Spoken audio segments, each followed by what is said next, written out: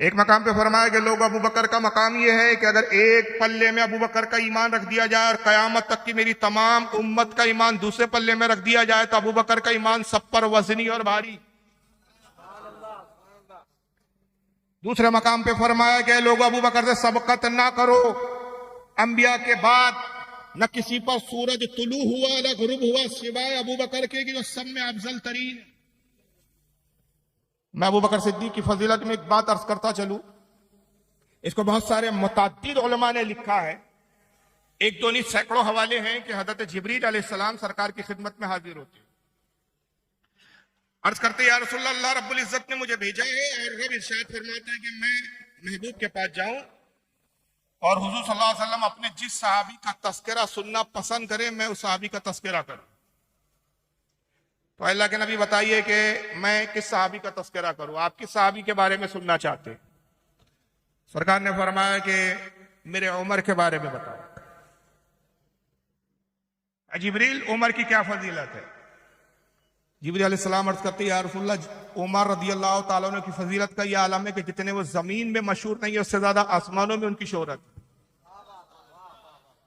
उनकी तारीफ और तौसीफ फरिश्ते करते हैं। और ऐ अल्लाह के नबी सल्लल्लाहु ताला अलैहि वसल्लम, अगर मैं हजरत उमर की फजीलत बयान करना शुरू करूं और मुझे अगर नूह अलैहिस्सलाम की कौम में ठहरने के बराबर उम्र दे दी जाए, जो 950 साल का अरसा है, 950 साल दुनिया में मुझे अगर दे दिए जाए और आप तशरीफ फरमा हो और 950 साल तक मैं उमर की फजीलत बताता रहूं तो 950 साल गुजर जाएंगे, लेकिन उमर की फजीलत का एक बाब, एक चैप्टर भी मुकम्मल नहीं हो पाएगा, एक बाब मुकम्मल नहीं हो पाएंगे। और ऐसे कई बाब है जो हजरत उमर की फजीलत में, ये उमर की फजीलत है। आका ने इरशाद फरमाया कि आए जिब्रील, ये जब उमर की फजीलत तो बताओ अबू बकर के बारे में तुम क्या कहते हो? अर्ज के अल्लाह के नबी, अबू बकर सिद्दीक का मकाम यह है कि जितनी फजीलत उमर की और जितनी नेकियां उमर की, अबू बकर की एक नेकी के बराबर। जिंदगी की तमाम नेकियां उमर की एक पल्ले में और अबू बकर सिद्दीक की एक नेकी एक पल्ले। मगर फिर बात यहां ये शुरू होती है कि इख्तिलाफ इस पर होता है कि भाई चलो ठीक है, हमने मान लिया कि हजरत उमर से अफजल है अबू बकर सिद्दीक, मगर हमारा मसला तो हजरत अली का है। हम तो भाई हजरत अली को अफजल करार देते हैं। तो आइए मौला कायनात खुद क्या कहते हैं, दुरूद शरीफ पढ़े आप।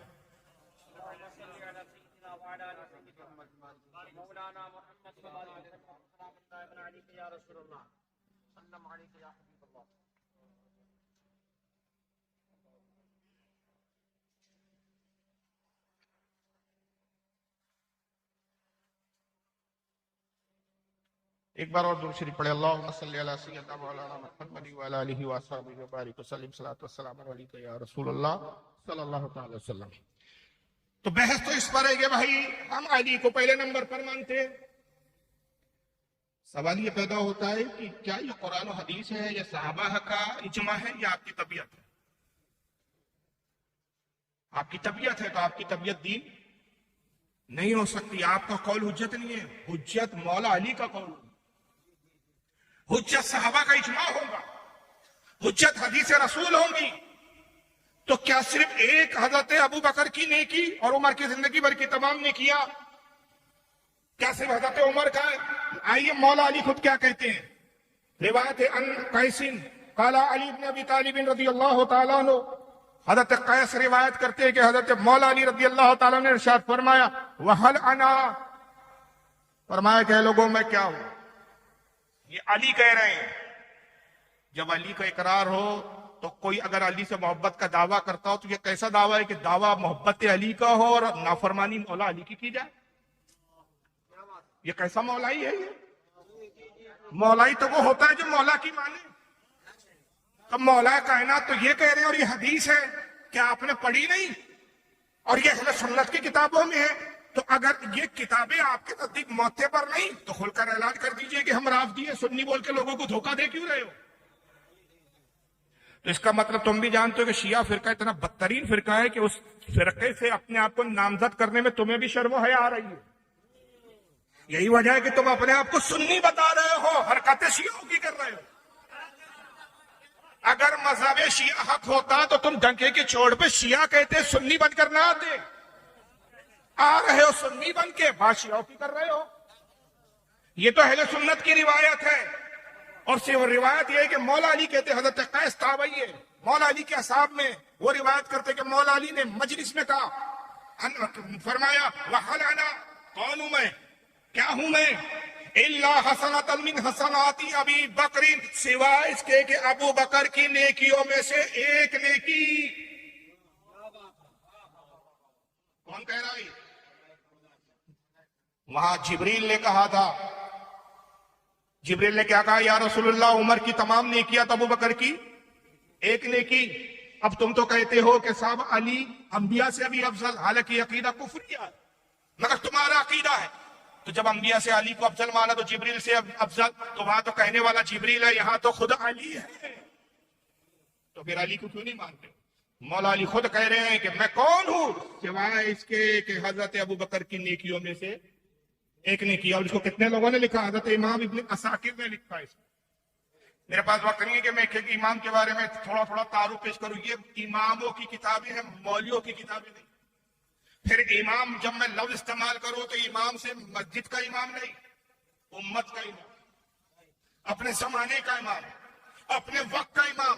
और जिनके मैं नाम दे रहा हूं, जिनकी मैं किताबों के रेफरेंस कोट कर रहा हूं, इनकी इमामत पर कुल उम्मत का इत्तेफाक, इनके इमाम होने पर। आपका तो इमाम होने का ये आलिम मस्जिद के इमाम है, आपकी जमातियों का इत्तेफाक पूरा नहीं। कुछ मान रहे हो तो कुछ मानने के लिए तैयार नहीं।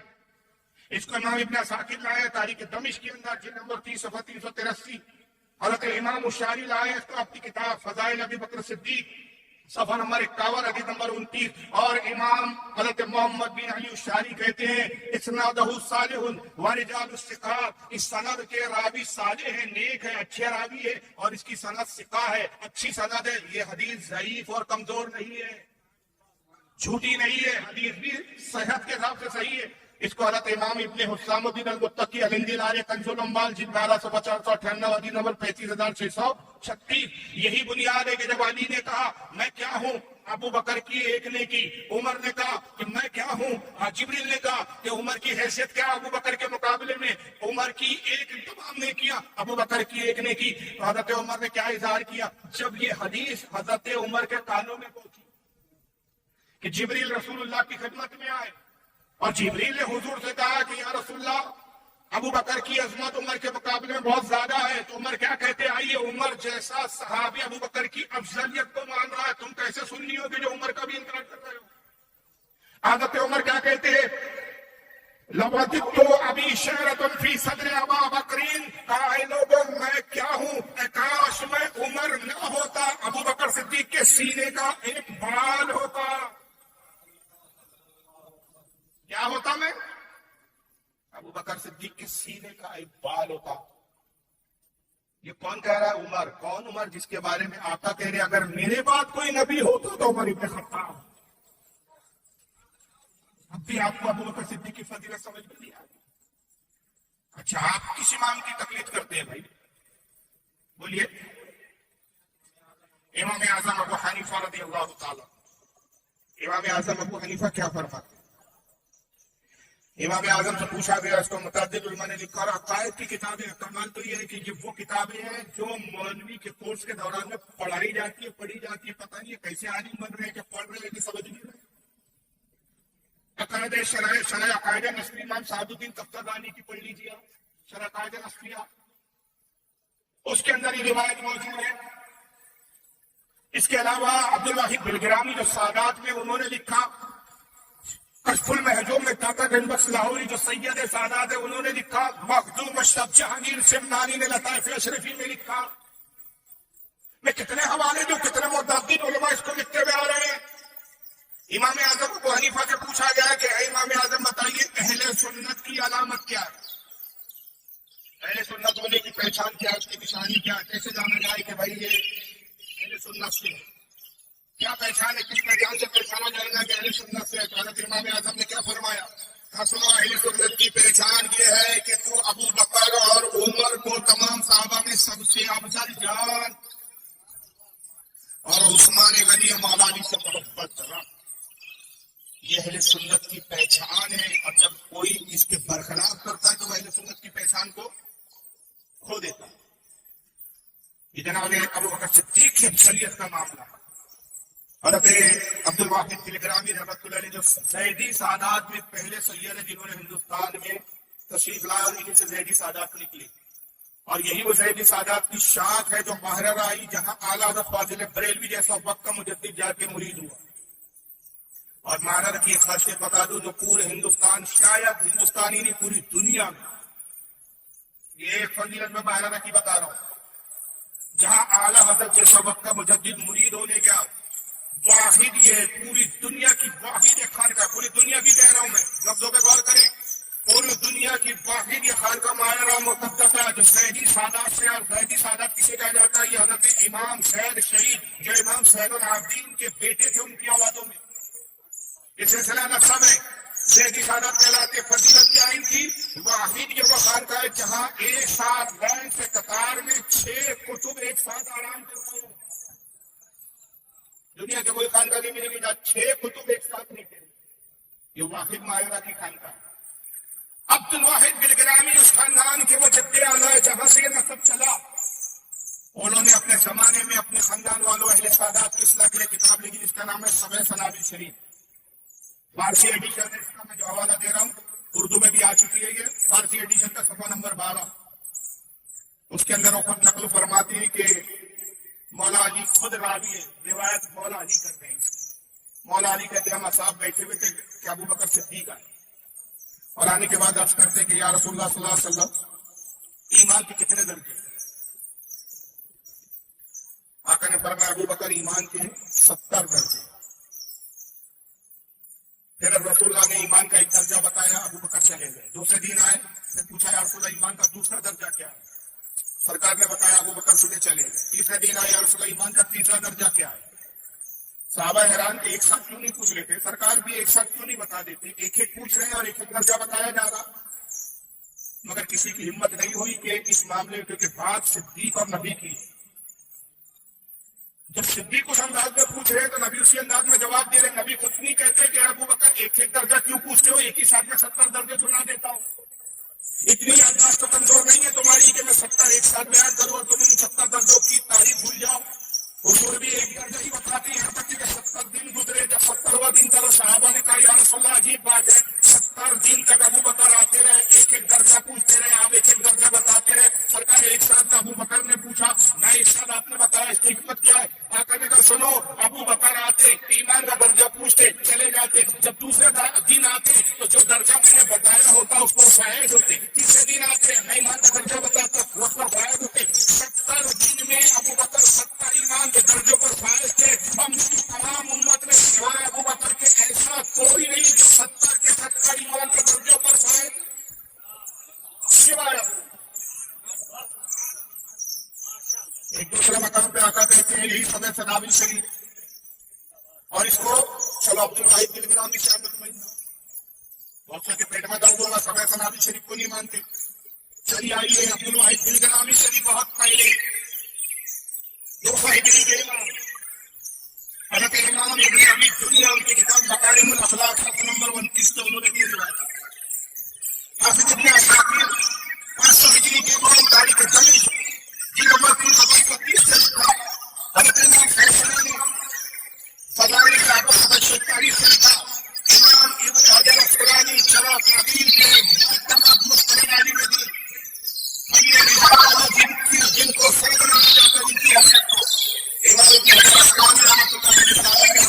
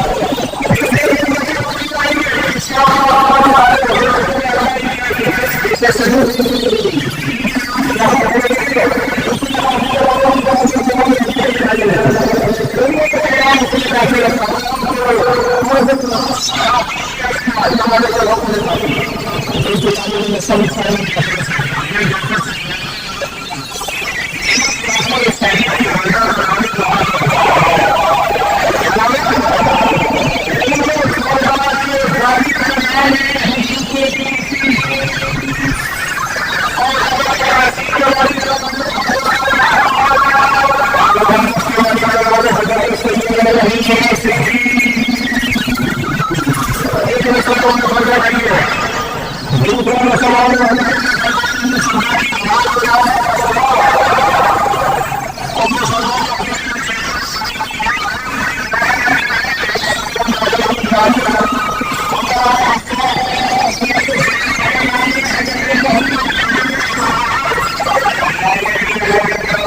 वालिद कौन है? सैयदना अबू बकर। माँ की तरफ से भी यानी हजरत उम्मे फर्दा का नसब अबू बकर पे जाता है, बाप की तरफ से भी जाता है। पता चला कि इमाम जाफर के नाना है अबू बकर, दादा है मौला अली, नुतफा पाक है अली का और खूने मुबारक है अबू बकर का। जब वो नुतफा पाक और खूने पाक मिलते हैं तो वक्त का इमाम जाफर सादिक पैदा होता है। और उसी बुनियाद पर इमाम जाफर खुद कहते हैं कि अबू बकर ने मुझे 2 बार पैदा किया, इसलिए कि मेरी माँ उम्मे फर्दा बाप की तरफ से भी अबू बकर से नसब मिलता है और माँ की तरफ से भी मिलता है, तो अबू बकर 2 एतबार से मेरे बाप। जिनके खानदानी रिश्ते हो, तेरी जात का पता ना बिरादरी का पता, तो इन खानदान वालों पे लान तान कर रहा है। अमीर माविया पे भी बड़ी लान तान हो रही है।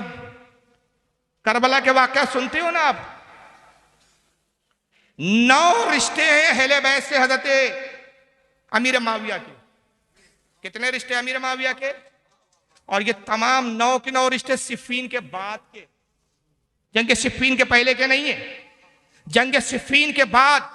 तो इस आज के मौलाई से पूछो कि तुझे हजरत अमीर माविया से नफरत क्यों? का अली से लड़े, का तुझे बड़ा समझ में आ गया अली से लड़े। अहले बैत के घर वालों को समझ में नहीं आ रहा था ये हमारे बाप से लड़े, हम रिश्तेदारी क्यों करें? वो रिश्तेदारी कर रहे हैं और तू जात का ना बिरादरी का, तेरा बाप का पता ना माँ का पता, तू चला इन पे लान तान कर। तो आदमी को अपनी हैसियत देखनी चाहिए। मैं सिर्फ एक सजरा बता रहा हूं, 9 नहीं बताऊंगा, वक्त नहीं है, फिर वीडियो दिखाने हैं, बहुत तेजी से वक्त गुजर रहा है। मैंने पहले अर्ज किया कि 3 घंटे चाहिए बयान के लिए, लेकिन तंगदामनी बहुत ज्यादा है। सिर्फ एक नसब जो अमीर माविया से अहले बैत का जो खास ताल्लुक है, एक नसब। ये बार आपने सुना है कि आपकी बहन रसूलुल्लाह की ज़ौजा मुताहरा उम्मुल मोमिनीन उम्मे हबीबा। मैं तो दूसरा सिलसिला सिफ़ीन के बाद का सुना रहा हूं। करबला में एक बड़े जाबाज बहादुर, करबला के एक अजीम हीरो का नाम आता है हजरत अली अकबर। नाम सुना है कि नहीं? कौन सा राफ दिए जो अली अकबर की शहादत रो रो के बयान नहीं करता? हम शबीए पैगंबर इनका लक़ब था, रसूलुल्लाह की शबी थे ये। और हुजूर से चेहरे मुबारक इतना मिलता था, इतनी तशबीह थी रसूलुल्लाह के चेहरे मुबारक से कि जब मैदान करबला में लड़ने आए हजरत अली अकबर, तो यजीदी भी इनके चेहरे को देखकर रोने लगे थे कि ऐसे शहजादे को भी हमें कत्ल करना पड़ेगा यजीद की खातिर। अली अकबर इमाम हुसैन के साहबजादे, जरा इन पूछो मौलाइयों से कि अली अकबर आसमान से तो नहीं टपके थे। इंसान के वजूद के लिए एक औरत की माँ की भी जरूरत पड़ती है, और माँ वो है जिसके बारे में आका ने कहा कि उसके कदमों के नीचे जन्नत है। अली अकबर की माँ का नाम क्या है? इमाम हुसैन की बीवी है, अली अकबर की माँ है। कौन है भाई? उनका नाम है उम्मे लैला। क्या नाम है? उम्मे लैला की माँ कौन है? उनका नाम है मैमुना। और मैमुना कौन है? मैमुना हजरत अमीर माविया की सगी भांजी है। मैमुना अमीर माविया की छोटी बहन, बड़ी बहन उम्मे हबीबा, उनका निकाह रसूलुल्लाह से हुआ। छोटी बहन हजरत मैमुना, उनकी बेटी हजरत उम्मे लैला। उम्मे लैला का निकाह हजरत इमाम हुसैन से हुआ। इमाम हुसैन और उम्मे लैला से अली अकबर पैदा हुए जो करबला में शहीद हुए। और ये निकाह, ये शादी सिफ़ीन के बाद हुई। तो मैदान सिफ़ीन में लड़ने के बाद, बावजूद जंग करने के बाद, और सिफ़ीन में हुसैन पाक भी मौजूद थे अमीर माविया के खिलाफ, तब भी उस खानदान में रिश्तेदारी की क्यों की? उन्हें पता था कि हमारी ये जंग कोई कुफ्र इस्लाम की बुनियाद पर नहीं है, अमीर माविया काफिर नहीं है, हमारी जंग उसूल की बुनियाद पर है। और उसूल ये है कि अमीर माविया के नजदीक कातिलाने उस्मान हजरत अली की फौज में थे। उनका मुतालबा था कि कातिलाने उस्मान को हमारे हवाले करो ताकि हम उनसे बदला ले। वजह यह है कि उस्मान गनी उनके चचाजाद भाई थे। चचाजाद भाई उस्मान गनी मेरा हक है कि मैं कातिलाने उस्मान से बदला लूं। और मौला अली की मुश्किल और परेशानी ये थी कि कातिल नामजद नहीं थे, कातिलों के लिए कोई गवाह नहीं था, कोई सबूत नहीं था। कातिल जो गए चेहरों पे नकाब डाल के गए, उस्मानी गनी को शहीद कर दिया। वो लोग इकरार नहीं कर रहे थे कातिल हम हैं। तो ऐसी सूरत में कातिलों को तलाश करना इतना आसान था नहीं। मौला अली कहते थे कि मोहलत दी जाए, ऐसा तो नहीं कि मैं किसी को भी उठाऊं और कातिल बोल के आपको दे दूं। तो मौला अली के अपने मसाइल थे, हजरत अमीर माविया के अपने मामला थे, और उसका नतीजा क्या हुआ? अहले सुन्नत ने कहा कि हक अली के साथ था, हक पर अली थे। हजरत अमीर माविया से इस मामले में खता इज्तिहादी हुई, लेकिन सहाबियत के दर्जे से नहीं गिरे। ये माज़अल्लाह काफिर नहीं हो गए, माज़अल्लाह मुनाफिक नहीं हो गए। अब तू आज मुनाफिक कहता है और सरकार गौसे आज़म कुदरत तालिबीन में कहते हैं इसी खानदान के फर्द है, इसी खानदान के खानवादे, वो कहते हैं कि अजीज खबरदार खबरदार अमीर माविया पे लान तान ना करना। बल्कि मौला अली से तो हम तक ये रिवायत पहुंची कि मौला अली फरमाते कयामत के दिन जो भी हमारे आपसी मामलात हुए अल्लाह ताला उसको हल फरमा देगा और जन्नत में हम पास पास कुर्सियों के एक साथ बैठे हुए हैं। इनके मामला तो अल्लाह हल कर देगा सहाबी होने की बुनियाद पे। अब तुम सोचो तुम्हारा ठिकाना क्या हो इनके लान तान करके, इनको बुरा बोल के तुम अपनी कितनी आखिरत को तबाह कर रहे हो। सैयदना अबू बकर सिद्दीक पे जो सबसे पहला इल्जाम इन्होंने लगाया, भाई अबू बकर से क्यों नफरत है? कहा हज़रत फातिमा का बाग था, फतह को खा गए थे। अब ये एक बड़ी तफसीली गुफ्तगू है, इस पर वक्त नहीं है मेरे पास। दूसरा इल्जाम, अबू बकर सिद्दीक ने कुरान बदल दिया, जितने फजाइल अहले बैत की हदीसी थी वो सब निकाल दिया, जितनी मौला अली के फजाइल में आयतें थी वो सब निकाल दिया, कुरान चेंज कर दिया। और तीसरा जो सबसे बड़ा इल्जाम है वो ये कि माज़अल्लाह हज़रत खातून जन्नत सैयदा फातिमा को कत्ल करवाया। कत्ल करने वाला कौन? उमर इब्ने खत्ताब। ये किससे गढ़े गए? इस्लाम को डैमेज करने के लिए, इस्लाम को कमजोर करने के लिए। बल्कि माज़अल्लाह यहां तक लिखा गया जिस फिरके का ये बातिल अकीदा हो वो फिरका कैसे हक पर हो सकता है? आइए इनकी किताब उसूलुल काफी ये आपके सामने स्क्रीन पर, और सारी मन गढ़ंत बातें और रिवायतें इमाम जाफर के खाते में डाली, जबकि ये सब झूठी रिवायतें, इसका सर रहना पाए। उसूलुल काफी जिल्द नंबर 2 सफ़ा 700 हदीस नंबर 4। आइए इमाम जाफर के खाते में रिवायत डाल के क्या कहा जाता है। कहते इन्नन नास तरतद्दू बाद रसूलुल्लाह सल्लल्लाहु अलैहि वसल्लम इल्ला नफरन यसीरा। कहते कि हुजूर का बस जैसे विसाल हुआ, हुजूर के विसाल के बाद सिर्फ चंद सहाबा थे जो ईमान पर रहे, बाकी सब के सब काफिर और मुर्तद हो गए। नऊज़ुबिल्लाह मिन ज़ालिक शिया का यह सबसे पहला और बुनियादी अकीदा है कि हुजूर के विसाल के बाद जितने सहाबा थे सब काफिर हो गए। तो कितने लोग काफिर हुए भाई? अब उनके नाम निकाल लेना तो बड़ा मुश्किल है। मैं एक मोटी सी बात बता दूं कि उलमा ने लिखा कि जिस वक्त सरकार का मदीने में विसाल हुआ, कुल मदीने की आबादी 2.5 लाख थी। कितनी आबादी थी? 2.5 लाख। हज्जतुल वदा के मौके पर जो हुजूर ने आखिरी खुतबा दिया, हुजूर ने हज फरमाया पहला और जिंदगी का आखिरी, एक ही हज किया आका ने पूरी जिंदगी। उस हज में जो कुल सहाबा इकराम आपके साथ शरीक थे 1,24,000 सहाबा शरीक। मदीने की कुल आबादी उस वक्त 2.5 लाख, मदीना और उसके इतराफ में। शियाओं की मुअत्तबर किताब ये अकीदा बता रही है, और इस पर शियाओं का अकीदा है कि कहते हैं सिर्फ 10 सहाबा थे जो ईमान पर रहे। नाम भी लिखे इन्होंने, सिर्फ 10 सहाबा ईमान पर है, जिसमें एक हजरत सलमान फारसी, हजरत मिकदाद, हजरत अम्मार यासिर, हजरत अबू ज़र गिफ़ारी, हजरत जाबिर बिन अब्दुल्ला, हजरत अब्दुल्ला इब्न अब्बास, हजरत बिलाल इब्न हारिस, हजरत हुज़ैफा इब्न यमान, हुजैर इब्न अदी, और एक दो ऐसे नाम है। कुल 10 सहाबा जो ईमान पर रहे। यानी इन नाबिकारों से पूछो कि खुदा की कसम तुमसे बड़ा कज़्ज़ाब नहीं है, 2.5 लाख आबादी में से 10 मोमिन रहे और सबके सब मुर्तद हो गए। और ये उस नबी का तुम मजाक उड़ा रहे हो, उस इस्लाम का मजाक उड़ा रहे हो कि हजरत नूह अलैहिस्सलाम के मानने वाले कम अज कम 87 रहे, हजरत ईसा के मानने वाले कई 100 रहे, हजरत मूसा अलैहिस्सलाम के मानने वाले हजारों की तादाद में रहे। जो तमाम नबियों में सबसे अफजल तरीन नबी था, जो तमाम नबियों का सरदार बनकर आया, उसकी तालीम और तबलीग इतनी बेअसर कि इधर इंतकाल हुआ और सबके सब इस्लाम से फिर गए। ये बातें हजम करने लायक है। एक मोहब्बत अली की आड़ में कितने कुफरियात तुम कबूल करोगे इस फिरके में जाने के बाद, उसका आप अंदाजा नहीं लगा सकते। फिर पूछा गया कि भाई ये सब मुर्तद और काफिर हो गए माज़अल्लाह, किस बुनियाद पर? कहा इन्होंने अली की खिलाफत का इनकार कर दिया। खिलाफत का हक अली को था। अबू बकर सिद्दीक उस खिलाफत पर गाजी हुए। गदीर खम के मौके पर रसूलुल्लाह सल्लल्लाहु अलैहि वसल्लम ने अली की विलायत का और अली की खिलाफत का ऐलान कर दिया था। हम कहते हैं अगर अली की खिलाफत का ऐलान गदीर खुम में हो गया था तो हजरत अबू बकर जब गाजी हो गए, खलीफा बन गए, तो अली उनके खिलाफ लड़े क्यों नहीं?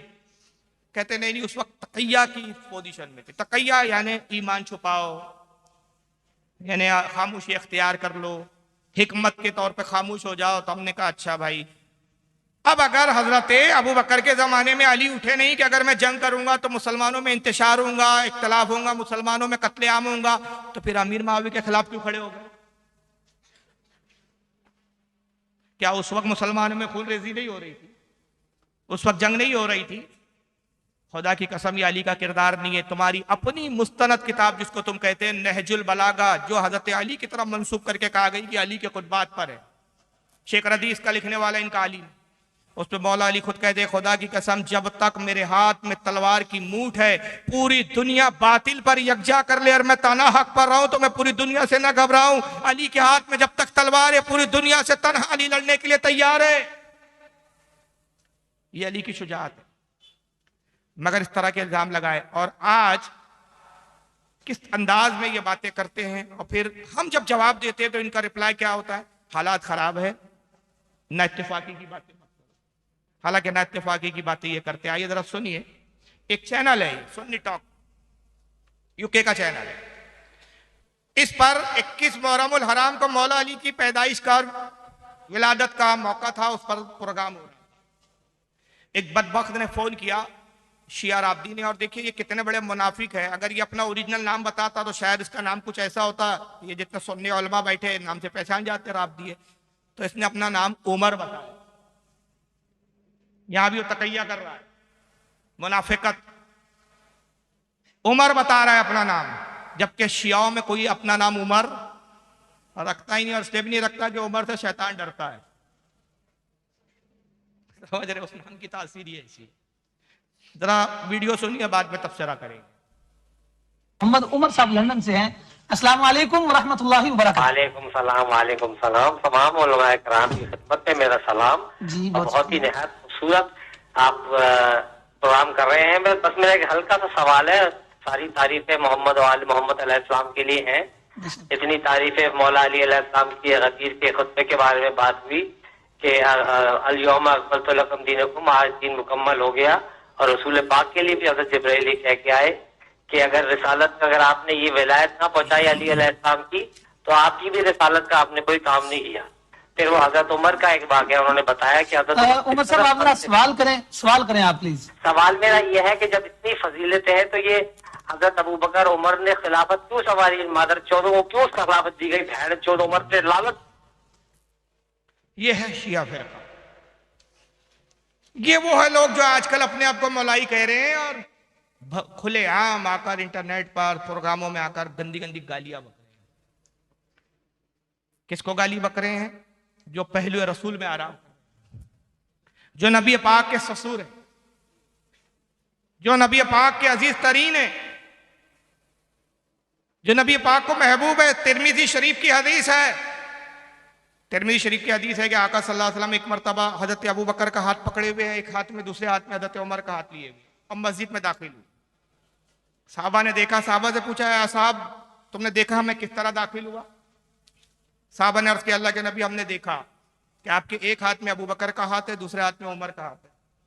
आपने फरमाया गवाह हो जाओ, जिस तरह अबू बकर और उमर मेरे हाथ में हाथ दिए इस मस्जिद में दाखिल हुए, इसी तरह हम कब्र में एक साथ होंगे, कब्र में एक साथ उठाए जाएंगे, हश्र में भी इसी तरह साथ साथ आएंगे।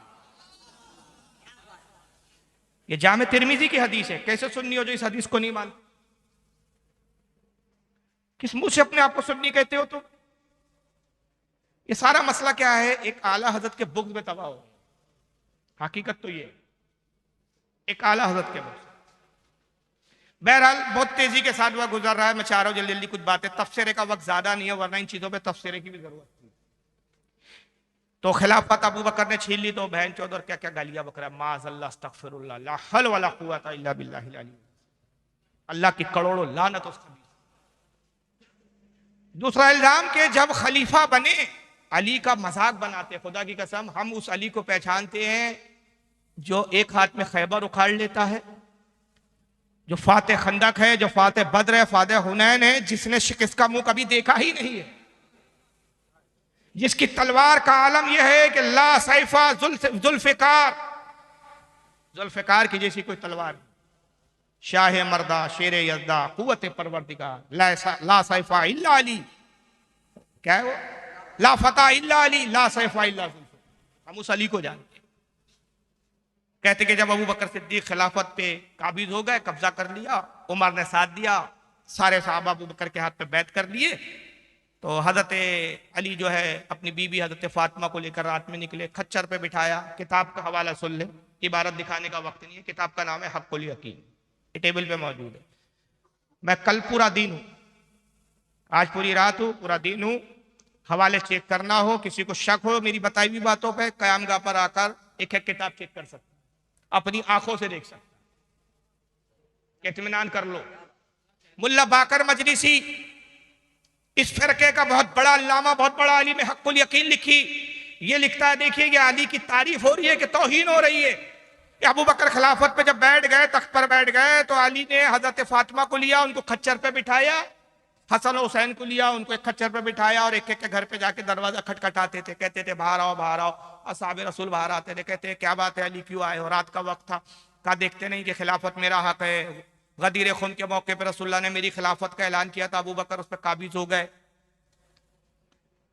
लिहाजा हक का साथ दो, मेरा साथ दो, ताकि हम तख्त खिलाफत से अबू बकर को उखाड़ फेंके। लोगों ने वादा किया कि अली हम आपका साथ देने के तैयार है। कहा फजर की नमाज फला मस्जिद में जमा हो जाओ और मैं देखूंगा कि तुम कितने लोग हो जो मेरा साथ देते हो। उस मस्जिद में जब पहुंचे, जिस मस्जिद के बारे में कहा गया था, वहां कोई भी नहीं है, एक सहाबी भी अली के साथ नहीं है। इन बेवकूफों से पूछो, ये दास्ताने गढ़ते हुए तुम्हें कुछ शर्म हया थी? अबू बकर के मौके पर एक सहाबी साथ देने के लिए तैयार नहीं, तो सिफ़ीन में और जमल में फिर कहां से आसमान से ये मखलूक पैदा हो गई थी अली के साथ? ये कौन लोग थे फिर जो अमीर माविया के खिलाफ अली का साथ देने जमा हो गए, जो हजरत जुबैर इब्ने अव्वाम और हजरत तला इनके खिलाफ लड़ने के लिए अली के साथ आ गए? ये कौन सी मखलूक थी भाई? झूठे किस्से करते हो, तुम्हारे किस्से तुम्हारी पोल खोलते। कोई नहीं आया। हजरत अली बड़े मायूस हुए, हजरत फातिमा ने हिम्मत बढ़ाई, कहा कि अबुल हसन के वालिद गम मत कीजिए, आज फिर कोशिश कीजिए। फिर रात में हजरत फातिमा को खच्चर पे बिठाया, फिर अली निकले इमाम हसन हुसैन को लेके, फिर दरवाजा खटखटाया, फिर लोग बाहर आए, कहा कि तुम आए नहीं। कहा, किसी ने कहा मैं बीमार हो गया था, किसी ने कहा नींद लग गई थी, किसी ने कहा कि सर्दी बहुत ज्यादा थी, अलग अलग लोगों ने बातें की। कहा कि आज हम आएंगे अली, वादा करते कसम खाते। मौला अली ने कहा कि ठीक है, आज मैं इंतजार करूंगा। दूसरा सुबह हुई फजर में, फिर भी कोई नहीं आया। दूसरा दिन भी वैसे। बाकर साहब लिखते तीसरा दिन निकला, फिर रात में हजरत अली तीसरे रोज फिर रात में निकले, फिर एक को बोला, उन्होंने फिर कसमें खाई। अली ने कहा कि तुम कसमें खाते हो, आते नहीं हो, हक का साथ देते नहीं हो, बातिल तख्त पर बैठ चुका है, शरीयत पामाल हो रही है, रसूलुल्लाह के दीन का मजाक उड़ाया जा रहा है, तुम कसमें तो खाते हो, साथ देते नहीं हो। उन्होंने कसमें खाई और कहा कि आज अल्लाह की कसम खा के कहते हैं कि हम आज जमा होंगे। कहा कि इस शक्ल सूरत में आओ कि तुम अपने सरों को मुंडा कर आओ, अगर तुम सर मुंडा कर आओगे तो फिर मुझे यकीन होगा कि तुम अपने कस्मों में सच्चे हो। कहते हैं कि तीसरे दिन जब सुबह फजर में अली मस्जिद में पहुंचे, तो सिवाय अबू जर के, सलमान के, यही 10 जिनके नाम गिनवाए, ये 10 थे, बाकी कोई नहीं। और फिर 2-4 इनमें 10 के अलावा आए तो वो सर भी मुंडा कर नहीं आए, वैसे आ गए। आपने कहा कि तुम आ गए हो, 10 तो ये मेरे जानिसार है जो किसी हाल में मेरा साथ छोड़ते नहीं है, तुम 3-4 एक्स्ट्रा आए हो, मजीद आए हो, दिगर हो तुम, लेकिन तुमने सर नहीं मुंडाया। उन्होंने कहा वक्त नहीं मिला। कहा कि मैं इस कौम से बेजार हो गया हूं, जो कौम अपने इमाम के कहने पे सर मुंडवा नहीं सकती, वो सर क्या कटाए। अली आए, गोशा नशीर हो गए। कहा मैं इन लोगों से बेजार हूं। अब हजरत उमर पहुंचे इधर अबू बकर के पास। कहा कि अली ने बैत कर ली? कहा नहीं, अली ने बैत नहीं की। कहा अली की बैत लेना जरूरी?